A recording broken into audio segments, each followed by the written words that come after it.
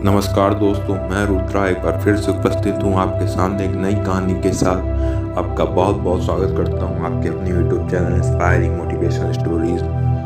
आशा करता हूँ आप सभी लोग अच्छे होंगे, स्वस्थ होंगे। सो दोस्तों, आज आपके लिए मैं राजा जनक, माता सीता जी के पिताजी, उनके जीवन की एक कथा लेकर आया हूँ कि उनको क्यों नरक के दरवाजे को देखना पड़ा था। तो चलिए बिना देर के वीडियो की शुरुआत करते हैं।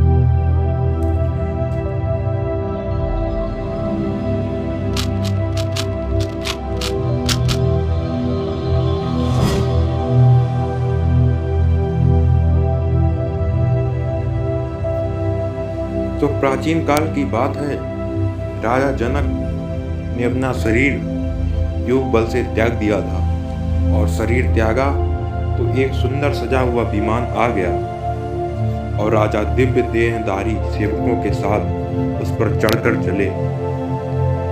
विमान यमराज की संयमनीपुर के निकटवर्ती मार्ग से जा रहा था। जैसे ही विमान वहां से आगे बढ़ने लगा, तुरंत ही वहां पर ऊंचे स्वरों से राजा को हजारों मुख से निकली हुई करुण ध्वनि सुनाई पड़ती है।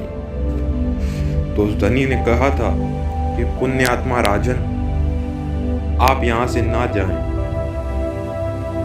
आपके शरीर को छूकर आने वाली वायु को स्पर्श पाकर हम यातनाओं से पीड़ित नरक के प्राणियों को बड़ा ही सुख मिल रहा है।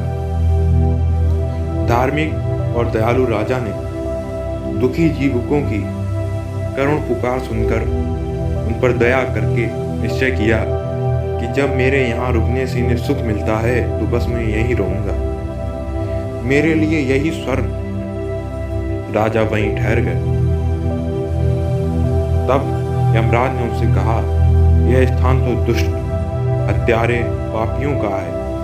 हिंसक, दूसरों पर कलंक लगाने वाले, लुटेरे, पति परायणा, पत्नी का त्याग करने वाले, मित्रों को धोखा देने वाले और जो भी ऐसे उल्टे सीधे काम है उनको करने वाले उन व्यक्तियों का है जिन्हें मैं नरक में डालकर भयंकर यातना दिया करता हूँ। आप तो पुण्य आत्मा, यहाँ से आप अपने प्राप्य दिव्य लोक में जाओ। जनक ने कहा, मेरे शरीर से स्पर्श की हुई वायु इन्हें सुख पहुंचा रही है, तब मैं कैसे जाऊं? आप इन्हें इस दुख से मुक्त कर दें तो मैं भी सुखपूर्वक स्वर्ग में चला जाऊंगा। तो यमराज ने कहा, ये मुक्त कैसे हो सकते हैं? इन्होंने बड़े बड़े पाप किए हैं, इनको मैं मुक्त नहीं कर सकता। इनके पाप के कारण ये सभी पापी नरक के अधिकारी हैं जिन्हें अलग अलग नरक में मैंने डाला हुआ है। यदि आप इन्हें छुड़ाना चाहते हो तो अपना पुण्य इनको अर्पण कर दो। एक दिन प्रातः काल शुद्ध मन से तुमने मर्यादा पुरुषोत्तम श्री रघुनाथ जी का ध्यान किया था और अकस्मात राम नाम का उच्चारण किया था, बस वही पुण्य इन्हें दे दो, इनका उद्धार हो जाएगा। तो राजा ने तुरंत अपने जीवन भर का पुण्य दे दिया। उसके प्रभाव से नरक के सारे प्राणी नरक यंत्रणा से तत्काल छूट गए तथा दया के समुद्रों महाराज जनक का गुणगान गाते हुए दिव्य लोक को चले गए। तब राजा ने धर्मराज से पूछा, जब धार्मिक पुरुषों का यहाँ आना ही नहीं होता है तब फिर मुझे यहाँ क्यों लाया गया था?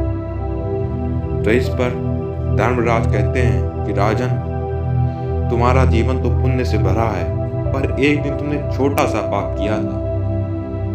तुमने चरती हुई गाय को रोक दिया था। उसी पाप के कारण तुम्हें नरक का दरवाजा देखना पड़ा था।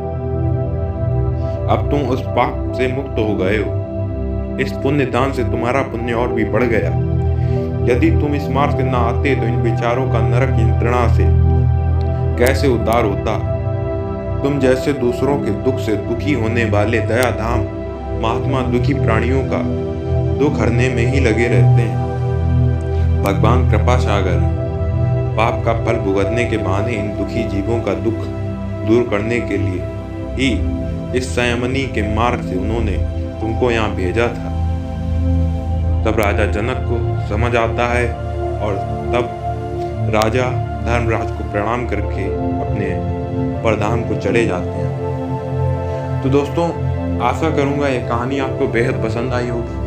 अगर पसंद आई हो तो वीडियो को लाइक और शेयर ज़रूर कीजिएगा और ऐसी ही अनकही अनसुनी कहानियों को या पौराणिक कथाओं को सुनने के लिए इस चैनल को सब्सक्राइब कीजिएगा। धन्यवाद।